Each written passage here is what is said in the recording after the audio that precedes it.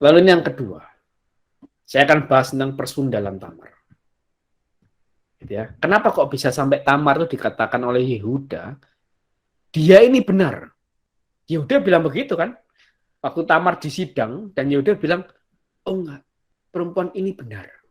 Wah, ini menarik nih. Padahal perzinahan itu dosa. Dari zaman dulu perzinahan itu dosa. Zaman dulu dalam pemikiran orang Israel ya, perzinahan itu dosa. Apalagi zaman sekarang, tetap sama, perzinahan itu dosa. Ya, maka kita bahas kenapa kok bisa Yehuda mengatakan persundalan Tamar ini benar. Kenapa kok bisa demikian? Kita bahas pelan-pelan. Kita baca ayatnya. Nah, ini menarik. Ketika istri Yehuda meninggal, ya, dan akhirnya si Tamar tahu bahwa istri Yehuda meninggal, ya, Tamar bertelekung dan berselubung memakai pakaian persundalan. Gitu ya. Nah, ini menarik. Momennya adalah ketika istri Yehuda meninggal. Nah, ini menarik. Nanti kita akan bahas. Tamar menggunakan pakaian persundalan dan akhirnya memikat Yehuda. Nah, saya mau bahas dulu tentang bertelekung dan berselubung. Bertelekung dan berselubung itu apa? Ini, telekung, tretistrum. Jubah panjang menutupi seluruh tubuh kecuali mata. Nah, sekarang kalau saya, bukan sekarang, dulu waktu sebelum pandemi, kalau saya jalan-jalan ke ITB itu banyak beberapa orang pakai seperti ini. Nah, mungkin kita tahu ya yang dimaksud apa. Kenapa kok? Jadi ini, dia tuh menutupi seluruh tubuh. Bayangin, ini persundalan zaman itu gitu ya. Itu menutupi seluruh tubuh dari kepala sampai kaki kecuali mata. Jadi bukan cuma berjilbab gitu ya, tapi nutup semua kecuali mata. Gitu ya. Jadi konteks zaman dulu gitu ya. Semua orang perempuan itu hampir semuanya berjilbab. Cuman bertelekung atau berjilbab. Cuma telekung yang dipakai ini khusus. Beda antara perempuan biasa, perempuan kerajaan, gitu ya, dengan perempuan Sunda. Ini beda pakaiannya. Nah, yang Tamar pakai adalah pakaian persundalan. Sekalipun nutup semua, teman-teman Bapak Ibu. Jadi nggak jaminan dalam tanda kutip begitu, ngerti nggak? Gitu ya. Jadi itu cuma pakaian. Dan pakaian itu menunjukkan bahwa Tamar sedang menggunakan pakaian persundalan. Sekalipun nutup semua, cuma mata yang kelihatan. Gitu.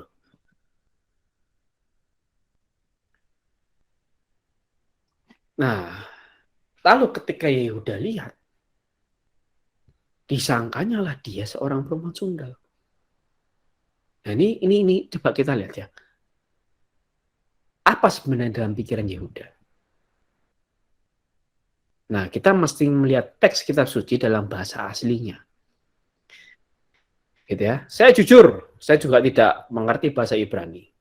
Tapi saya bersyukur bahwa saya membaca banyak tafsiran yang menyediakan itu. Kita memberikan teks-teks yang, kalimat ini perlu dibaca bahasa Ibraninya. Kata perempuan sundal itu adalah lezona. Di sini zona. Gitu ya. Nah, dan yang Yehuda lihat di mata Yehuda, dia ini bukan perempuan sundal biasa. Tapi pelacur suci, pelacur bakti, perempuan sundal yang suci. Sekalipun kalau kita lihat di bahasa Ibrani di sini adalah zona, ya ini pelacur biasa. Tapi kalau kita lihat ke ayat 21, dia pakai kata apa? Kedesa. Nah, kedesa inilah yang dimaksud dengan pelacur suci. Gitu, pelacur suci. Suatu tindakan keagamaan pagan yang menghormati Dewi Kesuburan. Jadi gini, kalau yang masih bingung begini. Apa sebenarnya Tamar lakukan? Di saat itu Tamar bukan menjadi pelacur biasa. Tamar bukan hanya menjadi perempuan sundal biasa. Tapi yang Tamar lakukan, Tamar menyamar menjadi seorang pelacur suci. Loh, kok ada pelacur suci? Ini berdasarkan agama Kanaan. Tamar orang Kanaan. Dalam salah satu agama orang Kanaan, dia menyembah dewi kesuburan. Dan bagaimana cara menyembah, praktik atau ritual, salah satu ritual yang dia lakukan untuk menyembah dewi kesuburan adalah dengan melakukan pelacuran. Melakukan perzinahan untuk menyembah dewi kesuburan. Dan inilah yang dikutuk di kitab para nabi. Salah satu contohnya Hosea 4 ayat 14. Gitu. Jelas ini di mata orang Israel, di mata Tuhan Allah Israel, dosa tetap. Tapi di mata orang Kanaan ini suci. Karena dia melakukan ritual keagamaan. Sedang menghormati dewi kesuburan dengan melakukan perzinahan. Gitu. Kalau kita orang zaman sekarang yang sudah menganut Kristen, menganut agama Islam, Hindu, Buddha, kita menganggap ini pasti dosa. Semua agama di zaman sekarang, agama-agama populer, agama-agama mayoritas di zaman sekarang menganggap ini dosa. Karena ini perzinahan, jelas buat mereka, jelas buat kita. Sebagai orang Kristen, ini perzinahan. Gitu. Tapi ternyata, ini saya bawa sedikit ke pengetahuan sejarah Indonesia sedikit ya. Apa teman-teman Bapak Ibu ya, kita menambah wawasan kebangsaan kita. Di bangsa Indonesia pernah ada satu agama negara zaman kerajaan Singosari, yaitu agama Tantra Bhairawa. Agama Tantra Bhairawa. Apa itu? Nah, ini saya akan tampilkan gambar yang vulgar ya. Jadi mohon maaf sebelumnya. Siap-siap ya, yang punya anak disembunyikan dulu. Ya, mohon maaf sebelumnya. Nah, apa itu agama Tantra Bhairawa? Ya, itu agama sinkretisme, agama penggabungan antara Hindu dan Buddha di zaman itu. Zaman kerajaan Singosari, khususnya rajanya Raja Kertanegara. Dan Singosari itu sempat menguasai Sumatera, menguasai Kalimantan, Jawa sebagai pusatnya, khususnya di Jawa Timur. Gitu ya, Singosari inilah yang hancur lalu menjadi kerajaan Mojopahit. Gitu ya. Yang dipimpin oleh Raden Wijaya. Raden Wijaya itu anaknya si Raja Kertanegara. Nah, salah satu ritual agama Tantra Bhairawa adalah Maituna namanya. Ini digambarkan dengan, ini prasasti di India tapi ya, ini prasasti di India. Ini Maituna, itu bersenggama. Maituna. Jadi mereka, salah satu ritual yang mereka lakukan untuk mempraktikkan agama Tantra Bhairawa sama itu bersenggama. Itu ya. Bersenggama. Nah, maka dari itu, ini dua prasasti ini di Indonesia. Ini prasasti yang menggambarkan Raja Kertanegara. Oh, berarti dia tangannya 4 dong. Enggak, ini penggambaran Raja Kertanegara sebagai dewa. Ya, lihat. Alat kelaminnya kelihatan. Ini ciri-ciri kuat sebagai pengikut agama Tantra Bhairawa dengan tengkorak-tengkoraknya. Ada yang mengatakan mereka juga kanibal. Gitu. Bahkan mereka melakukan ritual Maituna, melakukan ritual bersenggama itu di kuburan. Karena kuburan dianggap suci bagi mereka. Orang zaman itu tidak melihat sebagai perzinahan tentunya. Orang zaman Singosari tidak, tapi malah melihat sebagai sesuatu yang suci. Ini pun juga sama, nih lihat nih. Kelihatan sekali bahkan. Jadi ini salah satu prasasti patung di Candi Sukuh. Candi Sukuh, nah teman-teman cari. Itu ada hubungannya dengan ritual ruwat. Kalau ada yang teman-teman tahu istilah ritual ruwat, itu salah satu puncaknya itu pusatnya ada di Candi Sukuh. Nah, ini bagi orang zaman dulu di Indonesia bahkan, ini sekitar tahun 1200-an. Ya, 1200-an. Hal seperti ini bukan dianggap perzinahan, tapi dianggap suci. Itulah yang dilakukan Tamar. Dan kemungkinan besar itulah yang sedang dilakukan Yehuda. Tapi Yehuda salah, karena Yehuda adalah orang Israel, gitu, anak Yakub, yang tidak sepantasnya dia melakukan ritual agama Kanaan. Nah, ini penting nih. Kita melihat konteks zamannya. Dan menariknya, apa yang Tamar lakukan, dan apa yang Yehuda lakukan, menariknya begini. Kenapa kok anak-anaknya Yehuda, dari Tamar, itu Peres dan Zerah, itu diakui sama Yehuda? Kalau kita mikir orang zaman sekarang, kalau kita mikir orang zaman sekarang, gitu ya, orang kalau menghamili pelacur ya sudah, kamu kan pelacur sudah, enggak anaknya apa? Ternyata dia hamil mengandung anak ya bukan urusan kita. Salahmu kamu menjadi pelacur kan begitu zaman sekarang. Tapi zaman dulu tidak.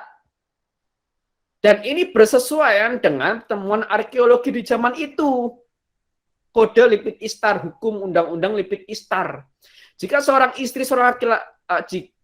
seorang laki-laki tidak melahirkan anak baginya, tetapi seorang perempuan jalang dari lapangan umum, tamar di mana di pinggir jalan, sama-sama di tempat umum, telah melahirkan anak baginya, laki-laki itu harus menyediakan gandum, minyak dan pakaian untuk perempuan jalang atau kedesah itu. Jadi laki-laki itu harus wajib untuk menafkahi pelacur yang sudah dia hamili. Itu yang pertama. Yang kedua apa? Anak-anak dari pelacur itu harus menjadi ahli warisnya. Nah, tapi selama istrinya masih hidup, perempuan jalang atau kedesa itu tidak boleh hidup serumah bersama-sama dengan istrinya. Itulah kenapa Tamar menunggu waktu di mana istri Yehuda meninggal. Supaya apa? Kalaupun Tamar berhasil tidur dengan Yehuda dan punya anak dari Yehuda, Tamar bisa tinggal serumah dengan Yehuda. Karena istrinya sudah meninggal. Kalau istrinya masih hidup, Tamar tidak bisa tinggal serumah dengan Yehuda. Nah, dari sini jelaslah semua. Tapi ini tentu banyak yang perlu dibaca ya untuk bisa mengerti ini gitu. Dan saya sampaikan malam hari ini untuk teman-teman dan Bapak Ibu supaya bisa mengerti kisah Alkitab secara lengkap. Jadi bukan cuma kenapa kok muncul ayat ini, kenapa kok harus istrinya Yehuda dulu meninggal. Nah, itu semua ada hukumnya di zaman itu. Begitu. Dan menariknya begini. Ya, ini pemikiran orang kuno ya. Ini pemikiran orang kuno. Saya katakan gini.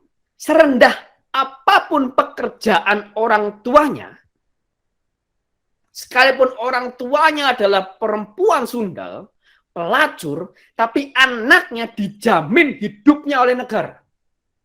Dijamin hidupnya diatur di undang-undangnya. Jadi kalau laki-laki ini kabur, tidak menafkahi si pelacur yang sudah dia hamili, laki-laki ini kena hukuman. Hukuman negara. Jadi kalau laki-laki tidak mengangkat anak si pelacur itu menjadi ahli warisnya, laki-laki ini kena hukuman. Hukuman negara. Ya. Oh Pak Donatus ada apa? Tiba-tiba resen. Dan disampaikan mungkin. Maaf, Bang. Kepencet. Oh iya Pak, siap. Oke, kita lanjut ya. Nah, jadi dalam perspektif masyarakat kuno ini bagus sekali. Ini lihat, ini ingat ya, ini zaman yang kira-kira 4.000 atau 3.800 4.000 atau mungkin 3.800 tahun yang lalu. Gitu ya. Masyarakat kuno dalam prinsip masyarakat kuno tidak ada istilah anak haram. Karena semua anak sah. Mereka punya hak untuk hidup siapapun orang tuanya. Yang haram itu siapa? Yang haram itu perbuatan orang tuanya. Bandingkan, lihat kemunduran moralitas orang zaman sekarang. Istilah anak haram di mana-mana. Ya, bahkan bukan cuma anak haram, anak setan gitu ya. Padahal yang ngomong bapaknya sendiri, kamu nih anak setan gitu. Loh kan saya kan anak bapak ini setan gitu kira-kira. Itu konteks zaman sekarang tuh, lihat moralitasnya mundur sekali. Lebih mending persepsi orang zaman dulu. Tidak ada istilah anak haram. Dan ini yang perlu dipegang oleh semua orang. Saya pikir ini hal yang bagus untuk diwartakan. Ini yang perlu dipegang oleh orang modern zaman sekarang. Tidak ada istilahnya anak haram. Yang haram itu perbuatan orang tuanya. Ya, karena apa? Tidak ada anak yang dikandung tanpa hembusan nafas Tuhan. Semua anak dikandung dalam rahim karena ada nafas Tuhan yang dikeluarkan.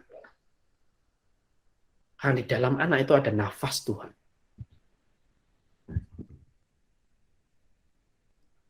Itu penting. Gitu ya. Bahkan makanya kalau ada cerita mungkin seorang pasangan suami istri sudah menggunakan alat kontrasepsi padahal entah itu obat atau apapun, tapi mereka masih melahirkan seorang anak. Itu kalau bukan karya Tuhan, karya siapa? Gitu.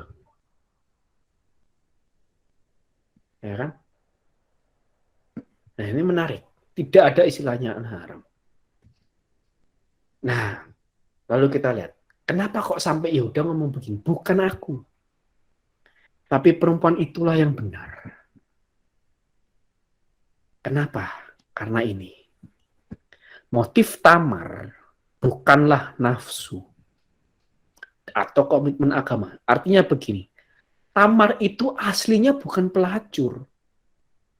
Tamar itu aslinya bukan perempuan sundal. Tapi Tamar sengaja melakukan itu sesekali dalam kehidupannya. Mungkin yang pertama dan terakhir dalam kehidupannya itu apa? Nagih hak. Tamar itu menagih haknya. Dan Yehuda katakan, karena memang aku tidak memberikan dia kepada Sheila anakku. Jadi hanya Tamar apa? Menikah dengan Sheila dan punya keturunan dari Sheila. Tapi Tamar tidak diberikan haknya. Tamar menagih haknya dengan cara apa? Bersundal. Dan target Tamar jelas siapa? Yehuda. Jadi maka kalau kita lihat di sini, yang lebih problem, yang lebih troublemaker itu Yehuda. Bukan Tamar. Kenapa kok Tamar sampai dia bersundal dan targetnya Yehuda? Kemungkinan besar Tamar tahu karakternya Yehuda ini seperti apa. Ini memang orang sukanya main ini. Jadi gue jebak aja. Aku menyamar jadi perempuan sundal sekalipun aku sebenarnya bukan pelacur. Aku menyamarlah kali ini. Seumur hidup ini pertama dan terakhir dalam hidupku untuk menjadi seorang pelacur. Untuk menjebak mertuaku ini.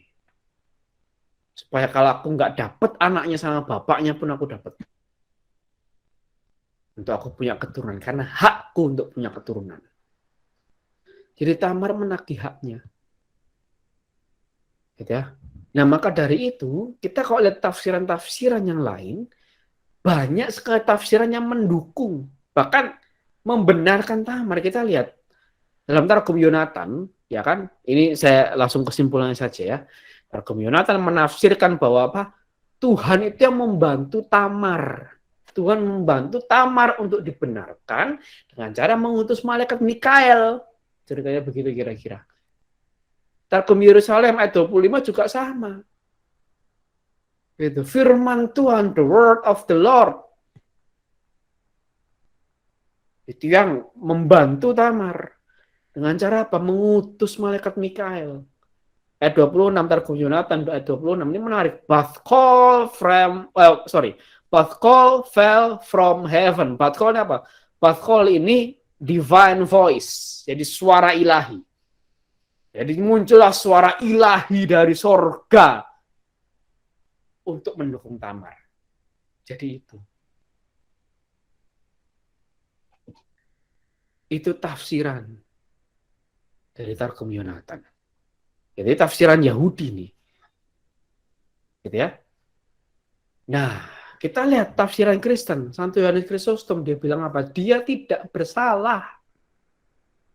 Yehuda berpikir karena kesalahannya, karena kesalahan Tamar maksud. Jadi menurut Santo Yohanes Chrysostom mengatakan begini. Yehuda ini mikir karena kesalahannya Tamar, maka sama Onan meninggal. Maka Yehuda nggak ngasih Sheila ke Tamar. Itu karena dia pikir karena Tamar nih.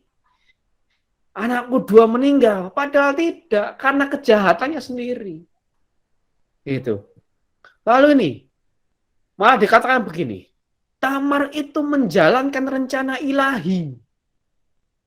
Oh, ini menarik sekali. Karena apa? Puncaknya di sini. Saat Anda melanjutkan dari titik ini, Anda akan menemukan Kristus dengan menelusuri garis keturunannya dari dua anak yang lahir darinya. Tadi yang Komputer katakan, Peres itu nenek moyang Kristus. Lalu Santo Efrem dari Syria juga sama. Dia lebih benar daripada saya. Gitu ya. Lalu dikatakan begini, menurut Tamar, menurut Santo Efrem dari orang Syria mengatakan bahwa yang dipikiran Tamar adalah dia mendambakan berkat yang tersembunyi di dalamnya. Ini mendukung, membenarkan Tamar. Lalu Santo Cyrillus dari Alexandria mengatakan apa? Allah dalam kitab suci menghasilkan melalui mereka sesuatu yang berguna bagi keselamatan kita. Maka biarlah kita mengusir dari kita apa yang mungkin mengganggu. Terus dia membandingkan dengan, lihat Nabi Hosea aja Tuhan suruh untuk menikahi pelacur. Jadi kita tidak berhak kita untuk menghakimi Tamar. Itu kata Santo Cyrillus dari Alexandria. Kenapa? Persatuan mereka terjadi dalam rencana ilahi. Jadi yang saya mau tampilkan adalah tafsiran tafsiran Yudaisme, tafsiran agama Yahudi, dan tafsiran kekristenan menyatakan hal yang sama. Bahwa membenarkan Tamar. Membenarkan persundalan Tamar. Dalam tanda kutip. Ya, dalam tanda kutip. Saya akan sampaikan kenapa dalam tanda kutip. Dan puncaknya di sini, di Peres. Peres inilah nenek moyang Daud, dan Peres inilah nenek moyang Tuhan Yesus Kristus. Ya. Nah, jadi ini. Motivasi persundalan Tamar adalah menagih haknya atas keturunan. Sehingga ia dibenarkan. Apalagi Peres, anaknya dari Yehuda menjadi nenek moyang Tuhan Yesus Kristus. Tapi pertanyaan begini, terus kalau kita tahu seperti ini, apa yang membuat Tamar dibenarkan? Saya bisa simpulkan satu kalimat ya. Kenapa Tamar dibenarkan? Satu kalimat untuk hal ini. Yang kita bisa renungkan untuk kehidupan kita. Tamar bertindak berdasarkan hukum untuk menagih haknya. Dan kita mesti lihat bahwa Tamar ini orang Kanaan. Bahwa Tamar ini orang Kanaan. Gitu ya. Tamar ini orang Kanaan. Jadi kok kita dari sini terus kita berpikir, oh berarti kalau aku melakukan hal yang nggak benar, aku bersundal gitu ya, dengan tujuan motivasi yang benar, wah, aku bisa dibenarkan. Tidak. Karena Anda dan saya adalah orang Kristen yang sudah tahu perzinahan itu salah. Bagi Tamar persundalan, tadi sudah saya katakan, bagi Tamar persundalan yang dia lakukan adalah suci karena menyembah dewa kesuburan orang Kanaan. Nah, itu konteks yang perlu kita pahami. Gitu ya. Lalu apa gunanya untuk kita nih apa? Gitu ya. Apa yang lebih dekat untuk kita nih apa? Tamar bertindak berdasarkan hukum untuk menagih haknya. Artinya apa? Tamar cerdik seperti ular dan tulus seperti merpati. Nah, ini. Jadi Tamar cerdik sebenarnya. Karena ketidaktahuan dia tentang kebenaran bahwa perzinahan itu adalah salah. Jadi dia menggunakan perzinahan, dia menggunakan pelacuran untuk menagih haknya. Yaitu apa? Punya keturunan dari Yehuda. Jadi bisa saya simpulkan bahwa Tamar ini cerdik seperti ular, tapi tulus seperti merpati di dalam konteksnya. Gitu ya, di dalam konteksnya. Nah, saya mau sharing sedikit. Ya. Saya mau sharing sedikit. Gini. Ini sesuatu yang eksklusif untuk teman-teman Bapak Ibu di sini ya. Jadi ini spesial. Walaupun rekaman jazz ini akan ada di YouTube, nanti saya akan share linknya juga.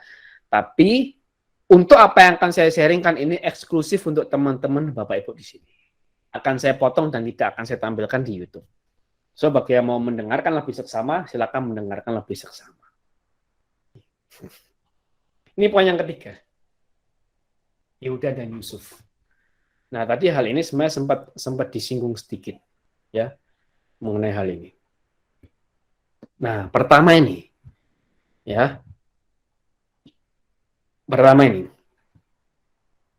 Di sini Yehuda menghampiri Tamar, menghampiri perempuan Sunda, ya. Dan ini dibandingkan dengan Yusuf,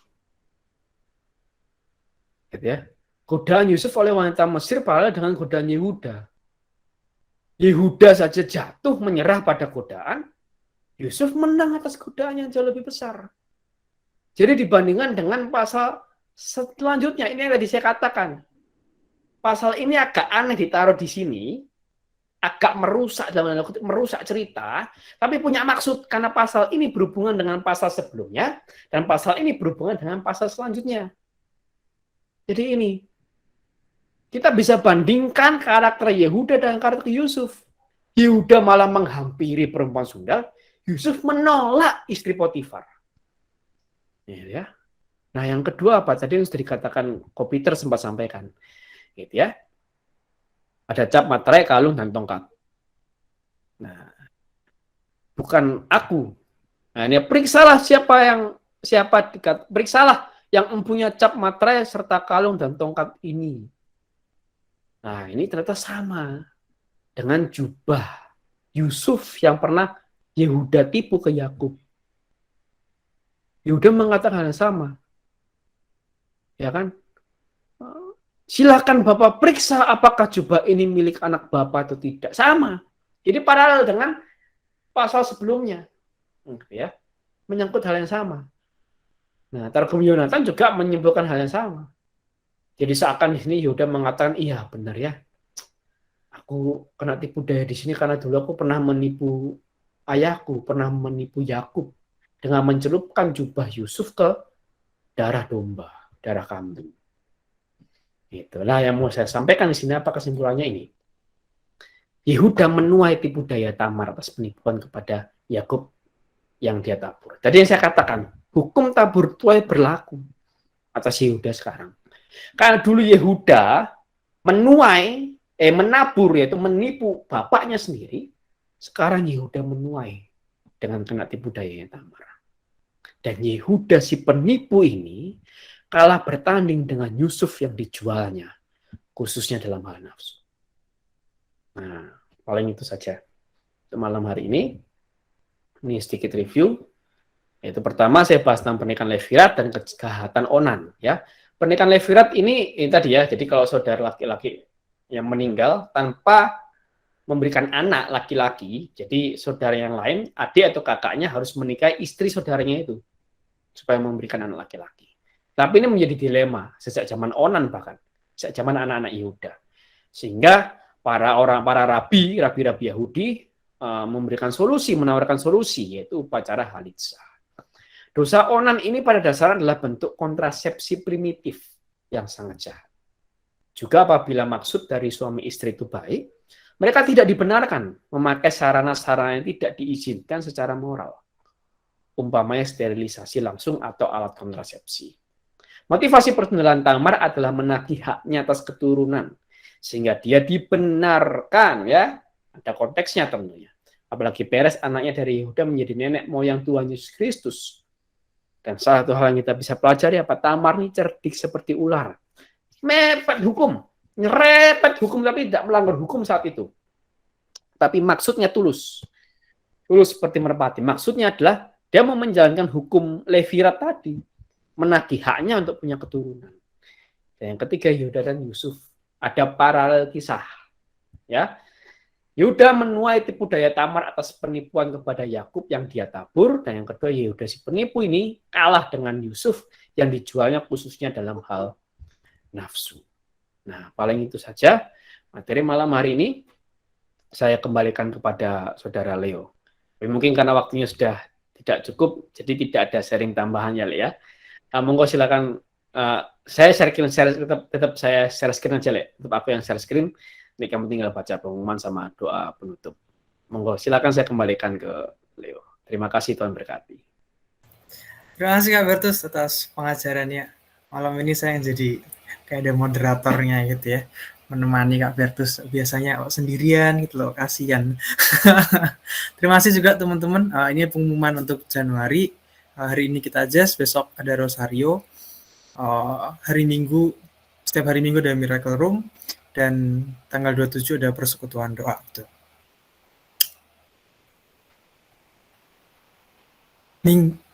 Ini 10 Februari masih, jadi kita adjust sekarang setiap minggu kedua gitu ya, minggu kedua atau keempat. Kita akan bertemu lagi hari Kamis 10 Februari 2022 membahas, berdiskusi tentang Yusuf di rumah Potifar. Oh, tidak besar. Ini kalau teman-teman ingin mendapatkan materi PDF atau melihat kembali YouTube rekaman Jeshop, dapat dikunjungi link-link berikut. Udah ya? Oke, sebelum kita berakhir, kita akan berdoa terlebih dahulu. Doa penyembuhan batin dalam tidur. Mari kita hening sejenak.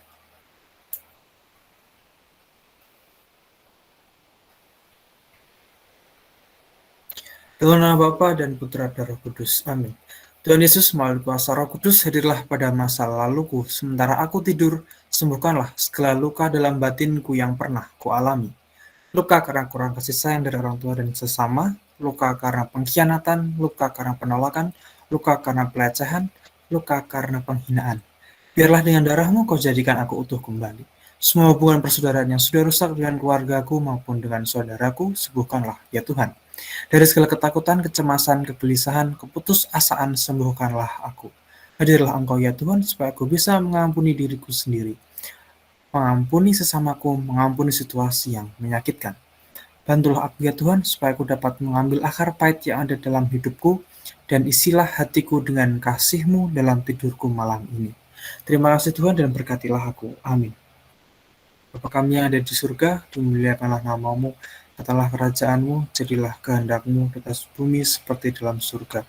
Berilah kami rezeki pada hari ini, dan ampunilah kesalahan kami, seperti kami pun mengampuni yang bersalah kepada kami. Dan janganlah masukkan kami dalam pencobaan, tapi bebaskanlah kami dari yang jahat. Amin. Salam Maria, penuh rahmat Tuhan sertamu, terpujilah engkau di antara wanita, dan terpujilah buah tubuhmu Yesus. Santa Maria, Bunda Allah, doalah kami yang berdosa ini sekarang dan waktu kami mati. Amin. Salam Maria, penuh rahmat Tuhan sertamu, terpujilah engkau di antara wanita, dan terpujilah buah tubuhmu Yesus. Santa Maria, Bunda Allah, doalah kami yang berdosa ini sekarang dan waktu kami mati. Amin. Salam Maria, penuh rahmat Tuhan sertamu, terpujilah engkau di antara wanita, dan terpujilah buah tubuhmu Yesus. Santa Maria, Bunda Allah, doakanlah kami yang berdosa ini sekarang dan waktu kami mati. Amin. Kemuliaan kepada Bapa dan Putra dan Roh Kudus, seperti pada permulaan, sekarang, selalu, dan sepanjang segala abad. Santo Gabriel, Santo Mikael, Santo Rafael, doakanlah kami, lindungilah kami, tolonglah kami. Amin. Dalam nama Bapa dan Putra dan Roh Kudus. Amin.